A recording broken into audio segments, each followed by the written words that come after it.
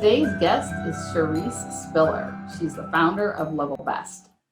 Her team helps financial planners, big and small, work smarter, go faster, and build exceptional services for their clients. Charesse serves the financial planning profession through her work at Level Best and in a coaching capacity. She regularly speaks at national conferences, on educational webinars, and at tailored workshops to help advisors take charge of the processes. In 2019, she was honored to join the FPA's Coaches Corner that has allowed her to expand her impact with one of the largest financial planning organizations in America. I so enjoyed speaking with Charesse, and I know that you will find the information that she shares in the next 20 minutes really, really super valuable. She is a master at delegating, and some of the ideas that she shared about her beginning of the day and her end of the day routines are really insightful.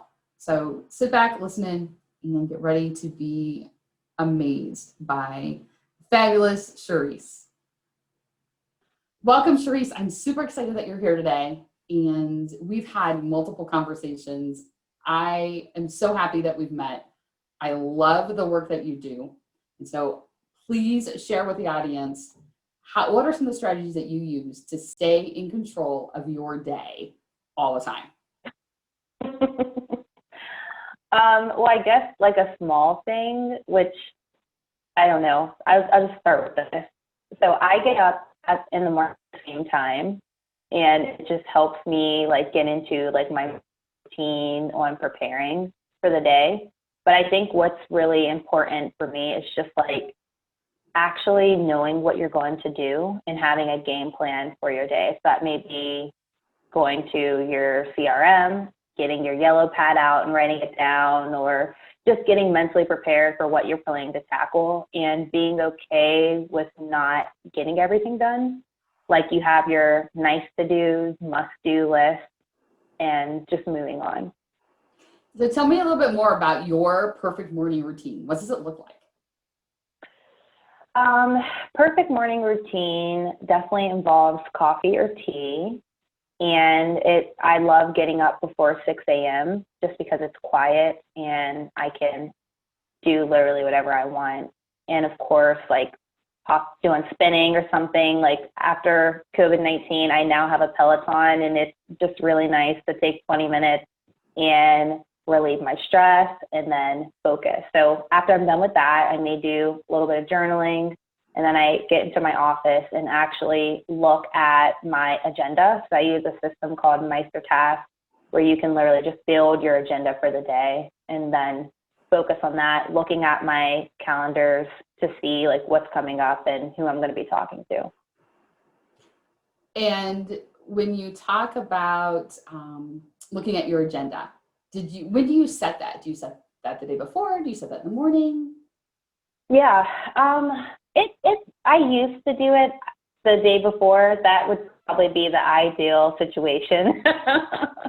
But now I have time in the morning for me to plan, and it takes about 10 to 15 minutes, honestly, because like how the system works is that every time I get a task or anyone from my team is delegated something, we put everything we need to do in that system. And so you basically can set due dates, or you don't have to, and then you go to the agenda tab, and it has different sections. So you have your focus section, your reply to section, and then waiting on section. So pretty much I focus only on the focus section because everything else is already populated for me. So like more of my mental task, like where I'm going to need a lot of marketing or client work, writing, or preparing for a presentation. And I love where you said, well, it probably would be better if I did it at night. But in all reality, and I think you would agree with this from the work that you do with clients too, it's whatever works. It's whatever works and fits into your, like you have a routine, it works for you. Why change it? Yeah, I agree. And like, honestly, yesterday, I think my last call ended at 6. Do I really want to sit down and plan for the next day at 6 o'clock? Probably not. No, and it's funny that you say that. I just did a Facebook Live about your end of day routine. And as I'm going through that in my head, I'm thinking the same thing. I'm like, but if your end of the day's at 6, like, who's going to do this? So I think I'm going to have to do a little addendum to that post. And So, I think like what's important about the morning is that, like I said, it's quiet. Like even if for people that have families, like no one's up at 5 a.m. So it's just nice to like take that time. And like I talked about what I enjoy doing, and I'm trying to be more intentional with that, like putting myself first. Like this morning, I had a lot of work to do, but I'm like, I'm putting myself first and I'm going to go spinning. I knew I was going to be talking to you and I wanted you to have the best version of me. So those little things like flow over into your business on a daily basis. I agree. We think of them as the big rocks. Plop the big rocks in first and everything else can fit in later. Do you have, speaking of end of day routines, do you have one?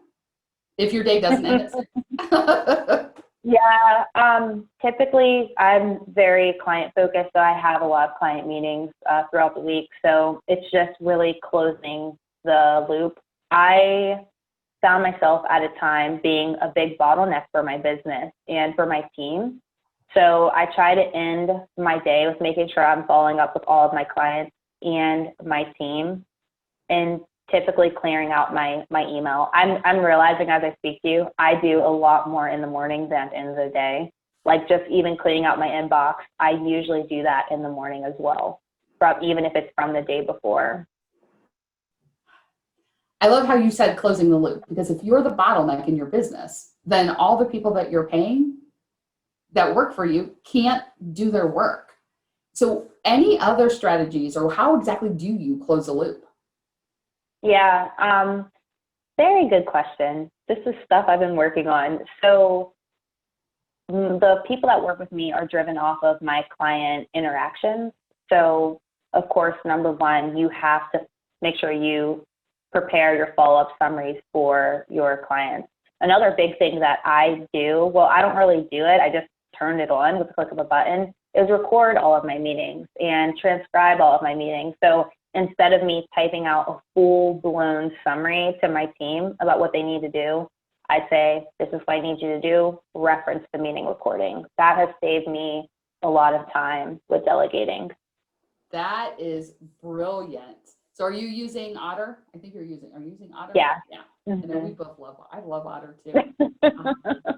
So I love that, reference the recording. And there's so much that can be lost just in email. But if they have the video and the audio to go back and listen to, it makes a much bigger difference. So I know delegating is one of the things that you teach and that you do so well. What are some other delegating tips that you're using or that you work with clients? Yeah, I think, just going back, like even before delegating, having accountability in your business is what some advisors may struggle with. We're both entrepreneurs. We work with entrepreneurs. We have to take ownership in what's going on in our company. So number one, I try to really get the advisor on the same page with that idea, and then also empower them to realize that they can delegate. So a lot of people are nervous. They may have had a bad experience with delegating different things. So starting there with shifting the mindset that delegation can provide freedom once you get over that hump.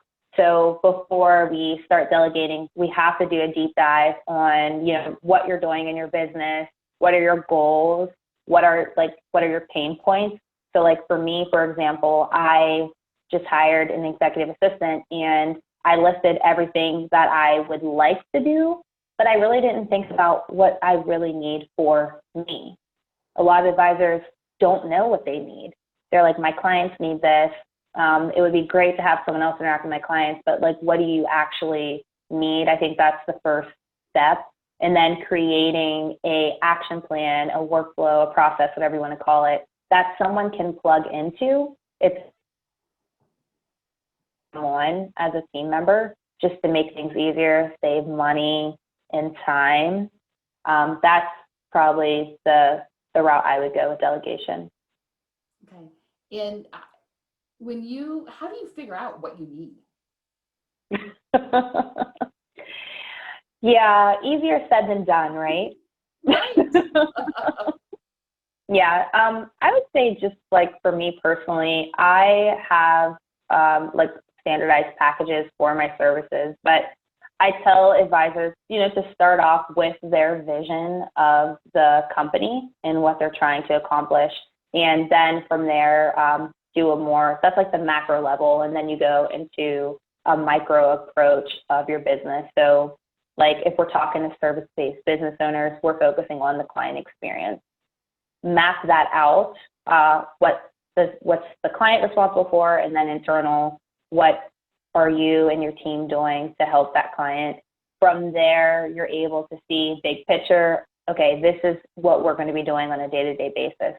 From there, we can then map out each process piece by piece. So if we're talking about the client experience, well, let's even go before that. If we're talking about the prospecting phase, what does that prospecting phase look like? What does that client experience look like? And then like meeting preparation. Then once you have that built out, I say start with technology. Like we were just talking about Zoom and Otter. We don't have to do that. A great automation. So looking at how you can leverage technology on a day-to-day basis is step one. And then from there, you want to see, all right, where are there still loose ends? Then you bring in your team. Right. And so it isn't about dropping and running. It is about saying, oh, I don't want to do client generation anymore. I'm just going to hire someone and magically they're going to be able to figure it all out. So you have definitely a step-by-step process that you work through with clients. Tell me a little bit more about who's your ideal client? What is, big picture, what's the work that you do with them? How'd you get there? That's like 8 questions in one. So start anywhere you want, Charesse. Yes. Yeah, it's so interesting. So I'm in the financial planning industry and I wanted to be an advisor, and I worked at large firms before I started my company. So the firm I was at before I quit my job had $4 billion in assets. They had 150 employees, and it was just a large firm. And when I was there, they had me do all these little minute tasks that are huge for a small business. Like, oh, follow this process, follow this checklist, and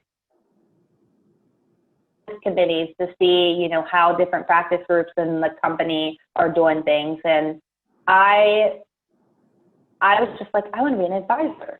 That was my end goal, to be an advisor and to help people with their money. But then I ended up leaving that job because of their technology.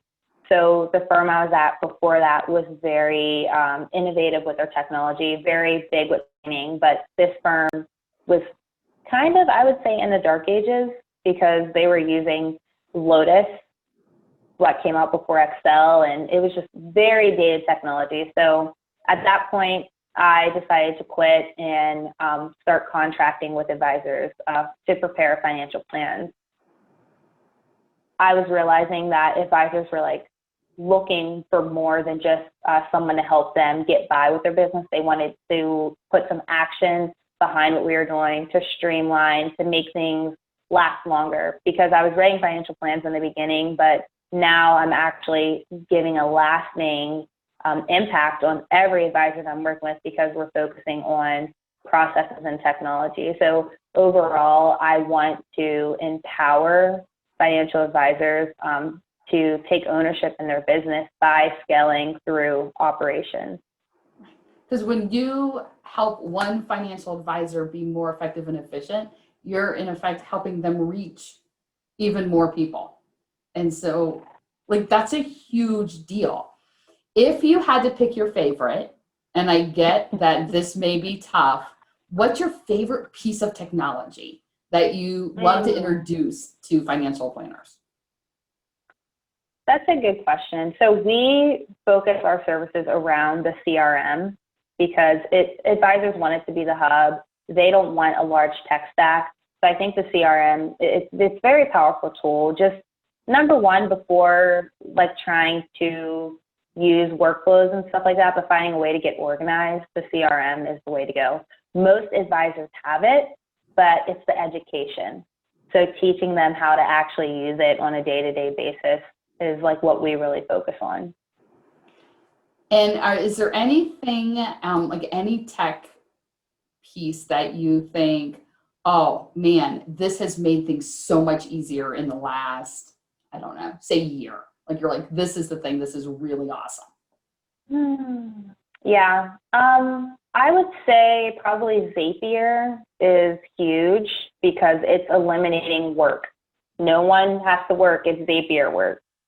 So that's a big tool. I'm loving all the productivity tools that are coming out. So Text Expander is a big one.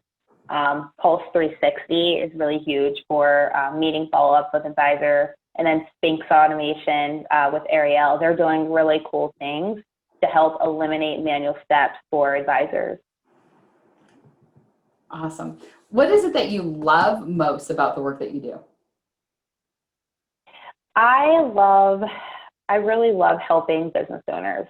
So advisors come to me for very different reasons. Most of the time, they're either burnt out, they are struggling to scale their business, or they are new and they want to make sure they're doing things right. And I think all of those situations are so huge because as business owners, what we do in the day-to-day affects so many people. So like really separating yourself from the business and separating your business owner hat from your personal life, like operations kind of drive things.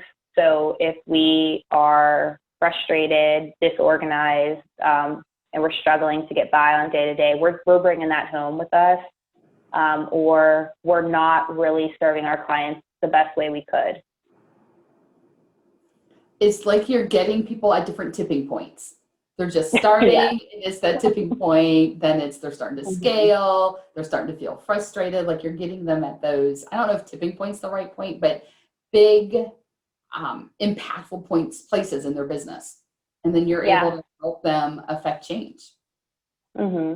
What advice, looking at it from a time management, productivity perspective, what advice would you give yourself that you know now that you'd give yourself 5 years ago or 10 years ago? Yeah, I would, when it comes to time and productivity, I would spend more time strategizing before starting my business and doing more research. Mm-hmm. Which ties back to how you start your day. You start your Yes. day with planning, you start your day with thinking. When I was graduating, right when I first graduated from college, they asked me that same thing. Come back, speak to our graduates. I graduated with a math degree. Come back, speak with our graduates, and tell them one thing that you wish that you knew before you started. What would you have done differently? And so I said I would have taken astronomy classes and learned golf classes and like things like that. I was so focused in on my major.